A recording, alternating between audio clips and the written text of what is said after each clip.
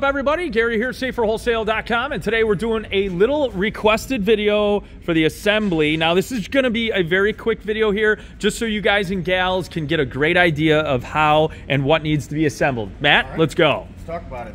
So your support arms and your tires here are going to come off, and you're pretty much going to just have the bare frame. So they're going to come in a crate, is what you're saying? They're going to come in a crate. And then you're going to want to put them on jack stands? Put them on a jack stand like this, on all fours. Okay. You're going to assemble your tires. You're going to put your back legs on. You're going to drop these pins in there. Okay. And you're going to lock them in place with this. Got it. Okay.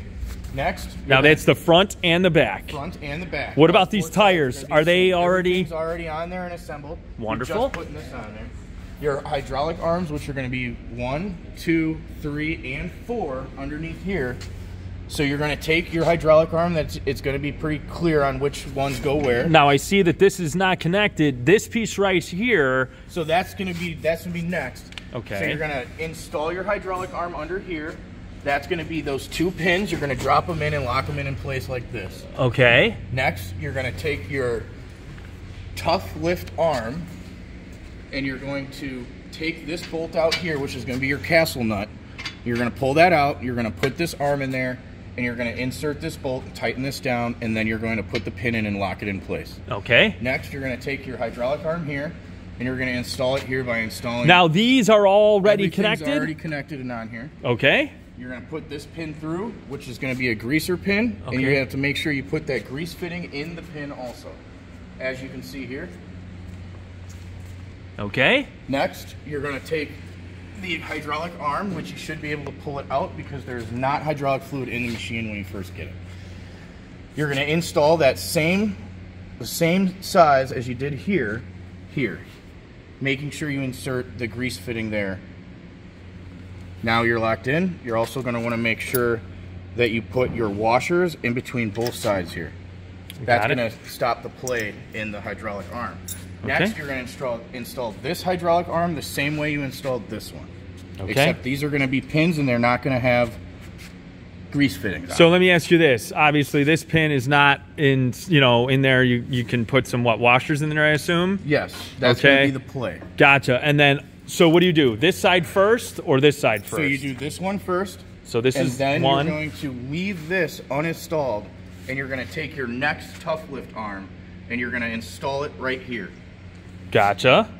So you're going to leave this. You're going to leave this loose. Okay. And then you're going to bring this arm out and arrange this so that it fits in there. Gotcha. Now you'll install this to this. Okay. Next you'll put this hydraulic arm here, right here, and you're going to leave this loose. Then you're going to install your bucket with these grease fitting pins here, using just your regular pins here. So grease fitting pin, cottering pins. Got it. Making sure you lock them in place as you go. You're going to attach this plate that will come in the crate loose. So this little plate you're saying? This little plate here is one piece, and you're going to attach it here to the bucket. Okay, with obviously with a regular cottering pin. Cotter pins, okay. Then you're going to take your L arms here that are going to come in the crate loose, and simultaneously you're going to enter this pin, attach your hydraulic arm also here with this grease fitting bolt. Now, what's going to have washers? All of them, or? So they're going to have washers. These larger grease fit bolts are going to have 2 washers inside like this. Gotcha. Okay. And then once you simultaneously install this to the hydraulic arm, also to the bucket and the plate, then you're good to go there. Okay. Next, you're going to come up back here. And you can install all your other loose hardware that's going to come in the crate. These are to keep your hydraulic lines in place. Okay. And you'll install them like so. Okay. At different points of the machine. Gotcha. Next, last but least, you'll install your seat belt, handles, and or your control arms here. And then you can put your hitch on the back here to move it.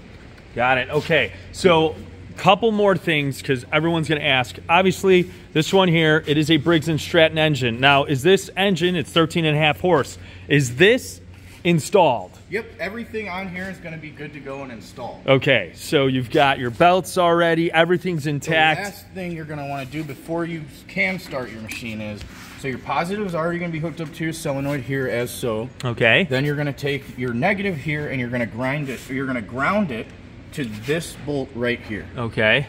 Now you're good to go. Now, question, okay, we've got fluid, hydraulic fluid. Yep, so the hydraulic fluid is going to be right here. Your tank is going to be in this. So hold on, I don't think they saw it in the video. Hydraulic is going to be right here. Okay. You unscrew this cap. Okay. And you're going to add hydraulic fluid looking at this hydraulic fluid meter here. Okay. And what you're going to do is you're going to add some hydraulic fluid. You're going to start the machine. You're going to go through some motions. You're going to notice that the hydraulic fluid is going to disappear. So you're pretty much guessing and checking. You're guessing and checking. You're going to fill it up, make sure you've got enough. It's roughly 2.5 to 3 gallons. Okay, gotcha. So always, everybody, always make sure you've got enough hydraulic fluid in there. You do not want to dry run this. You will damage the machine. And the hydraulic oil is going to be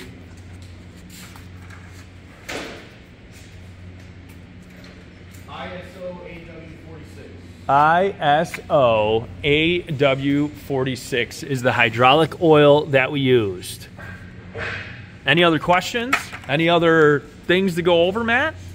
No, your hardest part is probably just putting these on jack stands. Another suggestion would be using a regular car jack to jack up one side. Okay. Put the tires on, let it go down, come to the back, do the same thing.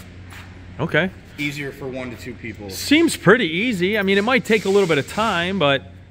The only thing is making sure you're just kind of matching it up and your pin's right. You know, it does take a little bit of moving around and kind of just making sure the holes match up correctly. Got it. It's pretty simple to tell which hydraulic pump goes to where. You know, the longest one obviously goes here, the medium one's going to go here, and your shorter one's going to be right here. Okay. You will realize some of your hydraulic lines will be kind of tight. Okay. That's kind of normal. It's just the way they are. Gotcha. Yep. All righty. Thank you guys so much. Thanks, Matt. And if you have any other questions, let us know. We will make a very detailed video. We just had a handful of customer requests and would like to get something out to you guys so you can see how this is assembled and goes together so you can start digging very quick. Thank you so much. Is that it, Matt? Yep, that is it. Have a great day. SaferWholesale.com.